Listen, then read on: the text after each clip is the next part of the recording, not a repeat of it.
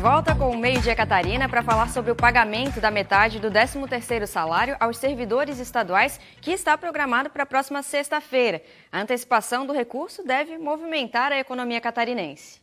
O pagamento antecipado da metade do 13º salário deve beneficiar diretamente mais de 163 mil servidores estaduais, entre ativos e inativos em Santa Catarina. O adiantamento deste recurso foi anunciado pelo governador do estado, Carlos Moisés da Silva, em maio deste ano. E esta medida promete injetar cerca de 480 milhões de reais na economia catarinense. Os recursos devem estar à disposição dos beneficiados na próxima sexta-feira. De acordo com a Federação do Comércio de Santa Catarina, a medida deve ajudar a impulsionar a recuperação dos setores do comércio e de serviços no estado, além de estimular o consumo e a renegociação de dívidas no início do segundo semestre de 2021. As pesquisas realizadas pela entidade apontam que os consumidores podem utilizar o 13º salário para o pagamento de dívidas, especialmente aquelas que estão em atraso, ou também podem ser utilizados para movimentar tanto o comércio e o serviço. Este economista afirma que os servidores que não possuem dívidas vão poder utilizar a metade do 13º para outros tipos de investimentos. Elas poderão canalizar uma parcela desses recursos para os investimentos no mercado financeiro. Isso propicia, proteger o poder de compra. Temos que levar em consideração que a inflação está acima da meta esperada para este ano e que os juros básicos da economia também têm previsão de aumentar mais 2 vezes este ano, alcançando um patamar de 6,5% até dezembro.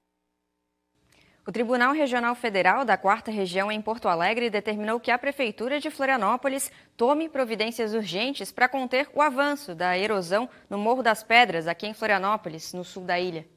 A determinação foi do desembargador Rogério Favreto. Cabe recurso. O magistrado negou recurso impetrado pela Prefeitura de Florianópolis e manteve liminar que obriga o município a tomar providências no Morro das Pedras para conter a erosão que coloca casas em risco de desabamento. Para o desembargador, a questão é de interesse público, já que o desabamento colocaria em risco as vidas de quem mora e de quem frequenta o local, além do acúmulo de escombros e a inutilização da faixa de areia pelos banhistas. A multa prevista para descumprimento segue em vigor, ainda que o pagamento só seja efetuado após o trânsito em julgado da ação. Agora deixa eu te fazer uma pergunta. Você tem uma empresa? Como é que você lida com as vendas no mundo virtual? Investe no Instagram, no Facebook? Chegou a hora do quadro Marketing Digital, a verdade nua e crua. Olá, eu sou André Cardia e você está em mais um quadro Marketing Digital, a verdade nua e crua. Muita gente acredita que o Instagram atualmente é o principal meio de você vender produtos pela internet e fazer marketing digital. Pessoal, o Instagram é apenas um canal de comunicação. No passado, isso já ocorreu com o Facebook. Muitas pessoas acreditavam que o Facebook era o melhor caminho para fazer marketing digital. Tinham agências que faziam com que o cliente cancelasse o seu site e focasse todas as energias numa rede social, no Facebook. Veio o Instagram no Facebook e mudou tudo. A entrega do conteúdo caiu muito. A mesma coisa já acontece com o Instagram. Para você ter uma distribuição maior do seu produto, do seu serviço ou do seu próprio conteúdo, isso fica limitado de 5% a 10% do seu público orgânico. Ou seja, se você quiser atingir mais pessoas, você precisa pagar para isso, você precisa impulsionar. Então a dica de hoje é a seguinte: não construa uma casa em um terreno alugado. O que você tem de ativo seu, do seu negócio, da sua empresa na internet, não é Facebook, não é Instagram, não são as redes sociais.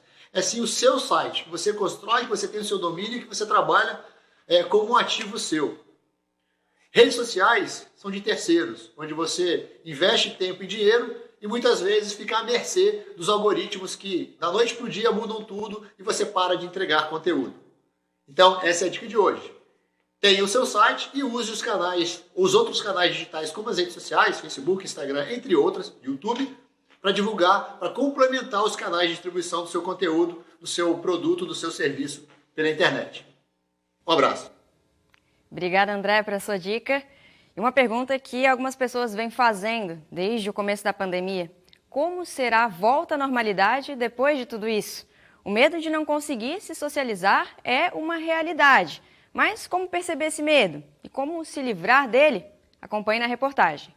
1 ano e 5 meses depois do início dos casos de Covid-19 no Brasil e com mais de 45% da população do estado vacinada, pelo menos com a primeira dose, vemos a possibilidade de uma volta à normalidade e convívio social. Alegria para uns e pavor para outros, esse regresso à vida normal está trazendo problemas psicológicos aos mais ansiosos. Imagina que essa mudança muito brusca na nossa vida, confinamento, hiperconvivência, aula online das crianças, né? Muito difícil que nós não tivéssemos prejuízos na nossa saúde mental.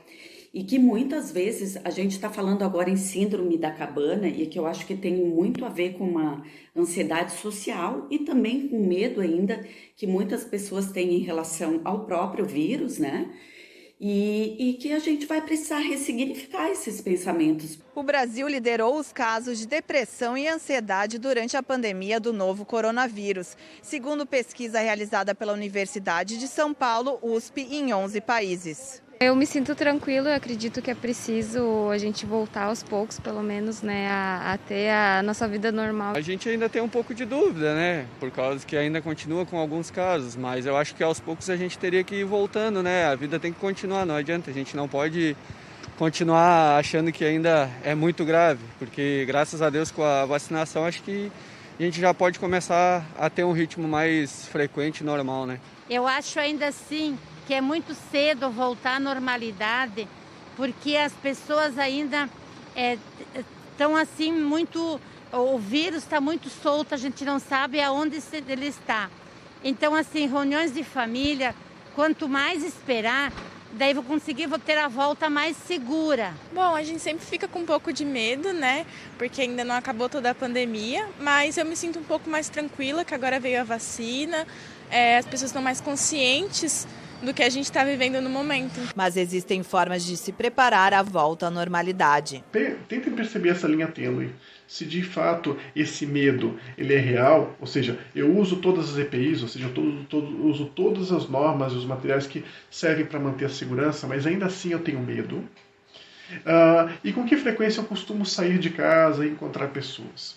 Porque se você consegue perceber que você mantém um certo grau de segurança, mas ainda assim você tem muito medo, está na hora de a gente conseguir procurar ajuda, porque a gente precisa voltar a socializar. É isso aí. Mudando de assunto agora para falar do frio que continua forte pelo estado, principalmente na Serra Catarinense. Em Bom Jardim da Serra, fez 5,5 graus negativos e em Urupema os termômetros marcaram 5,1 graus negativos no amanhecer desta quarta-feira. Em São Joaquim, fez 2,1 graus negativos com registro de geada lá na região. E é claro, com imagens de São Joaquim, que a gente encerra o Meio-Dia Catarina de hoje. Muito obrigada pela sua companhia, se cuidem e a gente se encontra amanhã, hein? Tchau, tchau!